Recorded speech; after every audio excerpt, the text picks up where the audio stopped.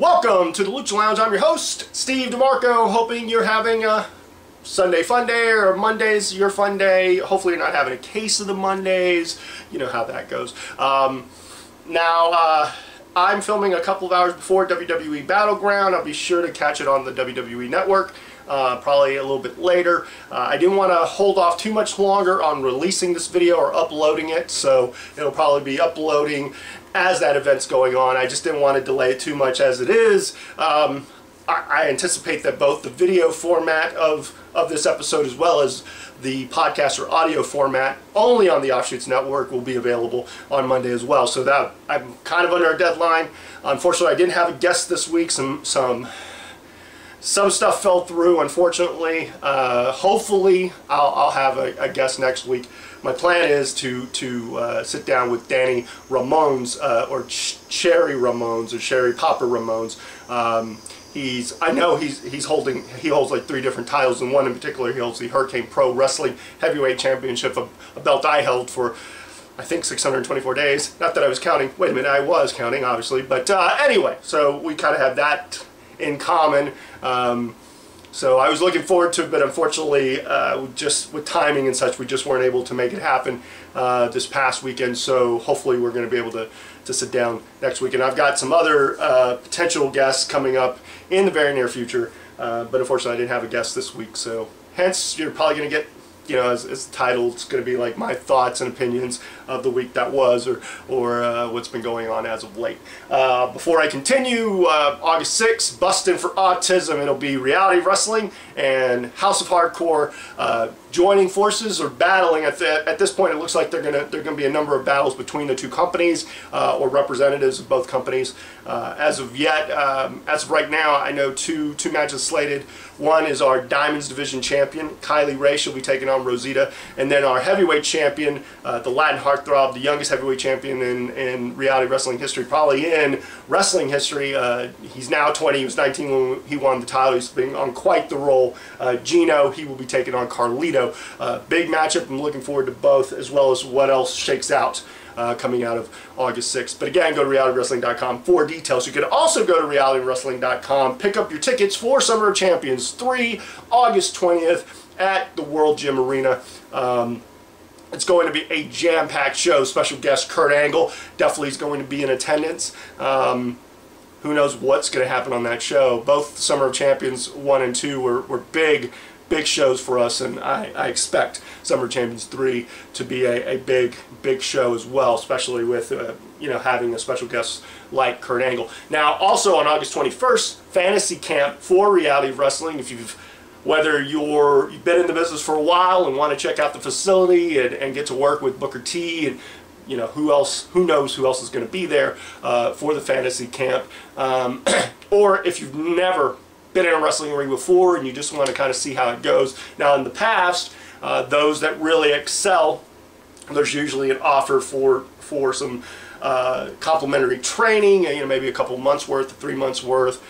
So, if you ever wanted to try to get in the business, and have thought about it, kind of been on the fence, I would think August 21st would be your time to go check it out. Again, whether you've been in the business or haven't been, it's a really good opportunity, I believe, for anyone involved. So go to realitywrestling.com for more details. Be sure to also, if you don't have the CW39 and you can't check us out 11 a.m. on Sundays, be sure to check us out on our YouTube page or at realitywrestling.com. We usually post the latest episode. And what an episode it's going to be this week that just passed. It's a triple threat for the #1 contendership. It's going to be Mysterious Q, Marcellus Black, and Sean Studd. They're doing battle to become the #1 contender and go on to face Gino, our heavyweight champion. So yeah, be on the lookout for that. Also, I want to give a bit of congrats to Death Bear, the new Reality Wrestling Tag Team Champions. They unseated the Taylor brothers. I'm talking about Ryan Davidson, a very good friend of mine. Congrats, buddy. I'm happy for you, and I'm also happy for Alex Reigns. I've enjoyed seeing these two paired up. And now they're the tag team champions, and every other team should be put on notice because these two work really well together. Not to mention they've got the expert tutelage of none other than Stevie Ray. And if you're going to have expert tutelage who better, especially if you're a tag team, who better than one half of one of the greatest tag teams to ever grace the wrestling business, none other than Harlem Heat. So yeah, big man, just big congrats to them. Also, I hate to do spoilers, although it's not really spoiling because Reality Wrestling kind of put it out there on July 16th at those tapings. They did have, speaking of that triple threat, they did have Marcellus Black take on Gino, and quite arguably one of the best matches I had seen. You also had like I want to say Kira Hogan take on our Diamonds Division champion Kylie Ray in a very hard fought battle. There were quite a few battles. If you can make it out to the World Gym Arena whenever we film those episodes, be sure, because it's always jam packed with some great action. Again, the next TV taping, but not only that, Summer of Champions 3 will take place August 20th. So mark your calendars, and if you can make it out to the World Gym Arena, we'd love to see you there. Now, as I mentioned, future guest. Danny Ramones was my guest, was supposed to be my guest. We had discussed it for the last couple of weeks. I know how traveling can be. I think he had like a double shot or triple shot this weekend, as he probably normally does. And I'm real, I didn't want him to have to feel rushed. I didn't want to have to rush through the conversation for him to make his call time. So we messaged back and forth, and I was just like, well, I know he was going to be in Beaumont July 30th for their show. I think Riot is their show. I think he's taking on Ryan Davidson, my buddy, and I think Rex Andrews is going to be there also representing Reality Wrestling.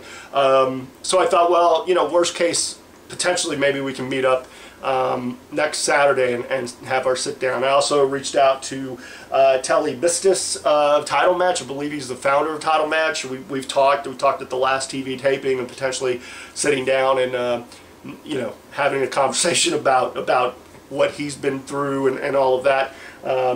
So that's on the horizon. Also, Matt Topolsky and Brad Gilmore, the announced team for Reality Wrestling. I want to sit down with them at some point, hopefully, as well as the second generation giant, Sean Studd. I definitely want to sit down with him. We've talked, and hopefully maybe around Summer of Champions we'll get to sit down. There's also a few others, so who knows. I'm going to be putting out feelers here and there between now and whatever. I enjoy having guests on my show and enjoy getting to sit down with them. Again, you can go to the Offshoots Network to kind of see my other podcast. I mean, this is episode 29 podcast-wise.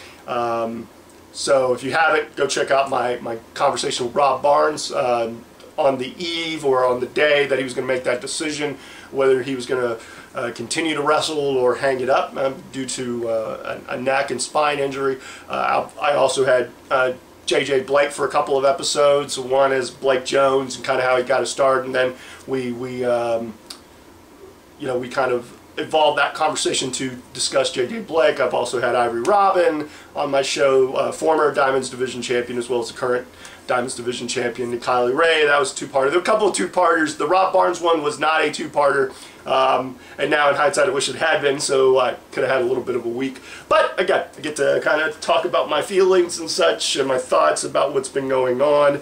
I will say this, when I started doing these podcasts, my goal was to be able to put out something once a week, and try to be consistent with it. I thought that was going to be the next step to really kind of build my audience and whatnot, and I've really enjoyed being able to put these out. It's kind of become become a routine, so to speak. Not in that way, but at least I look forward to putting these out once a week. I look forward to trying to meet the deadline, at the very least meet the deadline of the podcast when it's supposed to go out, and try in tune to put out my YouTube my YouTube episode either that Sunday or Monday. Yeah, been happy that I've been consistent for the last 29 weeks. Who would have thought in January or even back in December when I even considered this that it would become this, and I'm really glad that of the people that share it, like it, subscribe to it, whether it's like the Offshoots Network or my YouTube channel, or give me any kind of feedback. I really enjoy it. So yeah, a couple things before, well, let's get into the kind of the crux of it. I catch my NJPW episodes on Access TV. Watch the latest one. I gotta say, I've been a big fan of Naito's work, what he's been doing. From his entrance, you know, kind of how he wastes time. Not seemingly, he wastes time, I think for some. He gets a great reaction. He takes his sweet time getting to the ring, takes his sweet time taking off his gear, you know, his entrance gear, including mask that he wears. Just really interesting. I really enjoy it. You know, especially what I've become a fan of is, you know, what they do is they have sit downs with one participant, usually the person who wins the matchup. So I just love how he, just his demeanor and such. It's really good stuff. I'm really enjoying it. Lucha Underground Ultima Lucha Dos, the final episode, that 2 hour, you know, of a 3-week kind of extravaganza. I really enjoyed all of it for the most part. You know, congrats to Sexy Star for becoming the Gift of the Gods champion. That, you know, kind of curious how that's going to turn out. Matanza, he retained that title even though you had Pentagon Dark. I thought the Mysterio Prince Puma match was excellent. I thought the Trios match was excellent. I thought the Taya Ivelisse match was really solid. There's just a lot of solid stuff all the way around. Seeing Angelico return, that was great. You know, all in all, I really enjoyed what I saw. The fallout, I mean, Pentagon Dark basically said he's the master. He attacked Vampiro after the show as they were going off the air. And Dario was in cuffs, but seemingly had a plan, it seems like. So we'll see what happens. I know the big smile, kind of evil and such. I'm looking forward to Season 3. I don't know if they'll have a Season 4, but enjoy these episodes while you can. If you have Access TV, I mean not Access TV, the El Rey Network, be sure to check those because it's really great. A good way of putting out content, you know, having seasons and having cliffhangers. I think it's something unique and not done, and that kind of puts them above certain other companies because they can you know, kind of build to the finish of the storyline and then kick it off with a season, you know, season premiere, which is something that no other wrestling company at this point really has. I think I really enjoy it. Now the draft and SmackDown Live and some of the NXT call-ups. The draft as a whole, I enjoyed. The fact that it's SmackDown Live, the fact that you've got Shane McMahon being the commissioner of SmackDown Live. Although calling it SmackDown Live, I don't know, because you don't call Raw Live, you call it Raw. So why not? Maybe the different, you know, trying to show that it's different, but just SmackDown. I mean, then there's no like question. Well, live, come on. But I enjoy Shane McMahon and Daniel Bryan to be the GM. I thought that's a great move, as well as to have Stephanie McMahon be the commissioner of Raw and Mick Foley be the GM of Raw. I thought that's pretty solid. I like the fact that it seemed legit with each of the picks.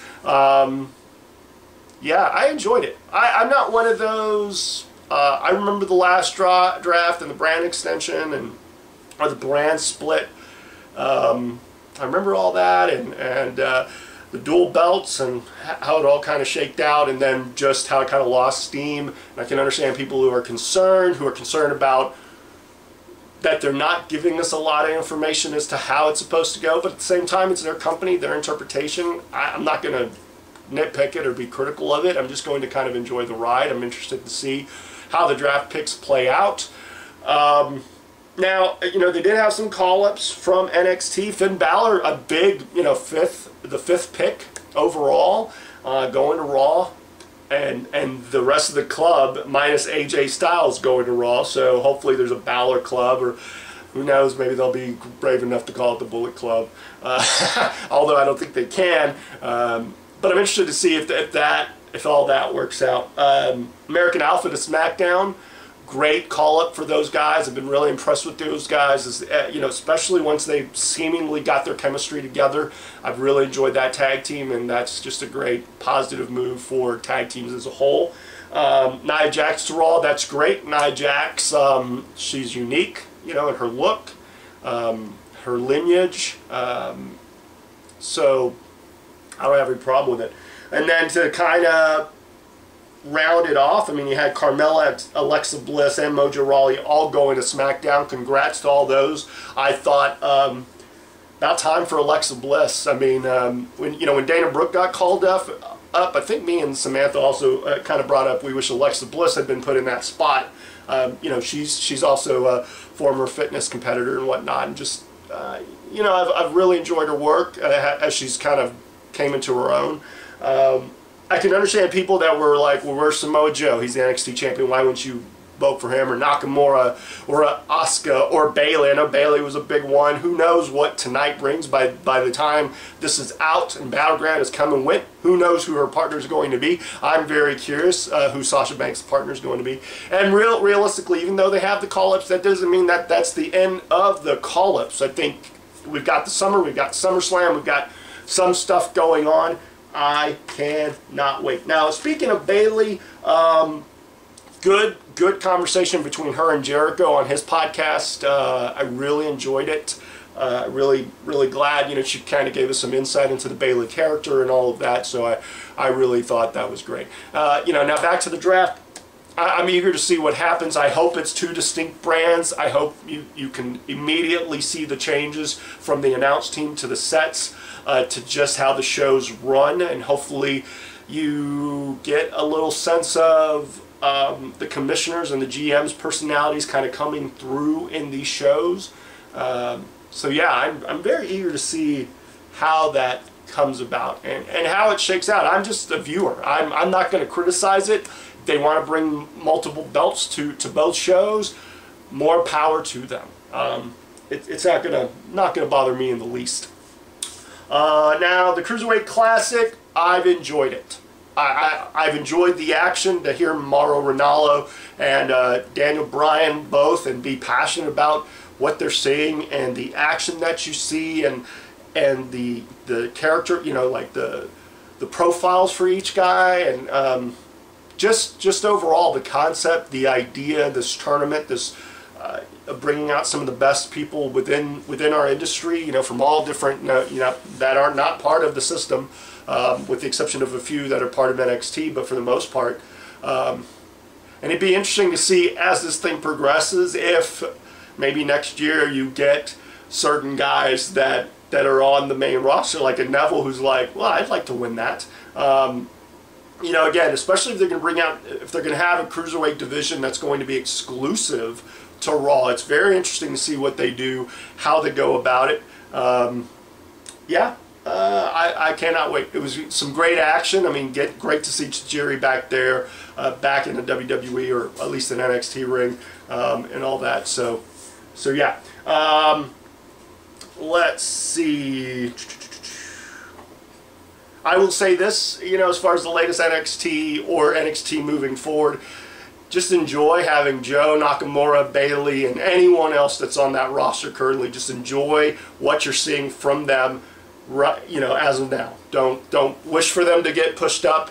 Just enjoy what you're seeing, what you get to see, because it's, I'm excited every time I turn on the network on Wednesdays and I'm able to see these people apply their trade and really, progress and evolve and develop as characters and whatnot. So yeah.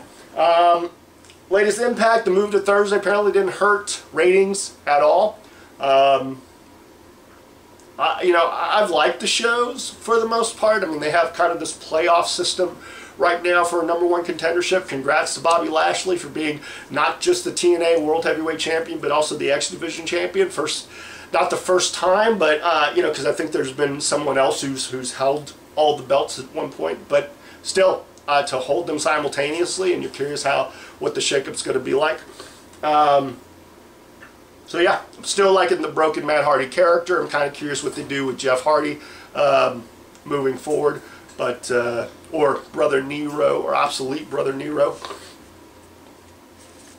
So yeah, and let's see. Finally, Batman v Superman: Dawn of Justice Ultimate Edition. I saw it. I've seen it a few times. I have it on the streaming. I downloaded it from the PlayStation Network. I probably will still get the DVD at some point. But But yeah, I really, it's 3 hours. You know, it's well worth the 3 hours. A lot of what the story that they've told, a lot of the little stuff, you know, that you find out Lex has really been hatching this plan and he knows who both guys are, and I don't really have a problem with it. I don't really have a problem with Jesse Eisenberg. I didn't have a problem with him in the movie. I understand people who want like Lex Luthor, but this is Alexander Luthor apparently, and truly it's open to interpretation. It's, you know, if I'm writing this, the movie, it's probably a different movie altogether. But for those that are critical of it, I understand. I'm a big fan of both characters. I'm a big fan of that universe, and I'm looking, you know, but at the same time, I'm looking forward to seeing what the interpretation is. I really enjoyed the Ultimate Edition. I didn't really have a whole lot of problems with the theatrical release. I mean, minus those questions of like, when did Lex know? You know, is this all kind of circumstance that he's able to make this happen, or was it really his plan? And while people can say, well, they should have done this, they should have done that, the truth is I really enjoyed it. I mean, it's Man of Steel, the sequel for me. That's what it is, and you're just introducing new characters, like you're introducing Bruce Wayne and Batman, and you're also introducing Wonder Woman, and then you're trying to introduce the rest of the Justice League, so to speak. But realistically for me, it's a sequel because you've got Perry White, you've got Lois Lane, you've got Lex Luthor, who's primarily a villain for Superman. So, you know, and it's still really, even though Gotham's involved, it's really about Metropolis or the world as a whole. So, but the Ultimate Edition answers a lot of questions in my opinion. May not be a perfect film, but I'm not looking for perfection. I'm just marvel at the fact that you've got this. A couple of other things, the trailers have come out. Justice League trailer, I enjoyed getting to see Aquaman, seeing Jason Momoa, seeing how he portrays that, getting to see Ezra Miller as the Flash, and also, God, and I forget his name, and I'm going to remember his name after this, the guy who's playing Cyborg, but it's great to see that team together, and kind of see Bruce Wayne kind of in a different way working with Wonder Woman, and curious to see when they bring about, when Superman makes his triumphant return, if he makes his return in that movie. I'm sure he will, because you've got to form that Justice League. Speaking of Wonder Woman, the trailer for Wonder Woman, the beauty of technology and people sharing, you get to see these. You don't necessarily have to even be at Comic-Con to see some exclusive stuff. They release it for you. Really, I'm really looking forward to the Wonder Woman movie. I mean, I was a fan of the show with Linda Carter, so I'm glad that DC is pushing forward with the Wonder Woman movie. I thought Gal Gadot did a great job in Batman v Superman Ultimate Edition, so it's going to be great to see what a movie with her and Chris Pine and how that movie's going to shake out, the mythology and all that.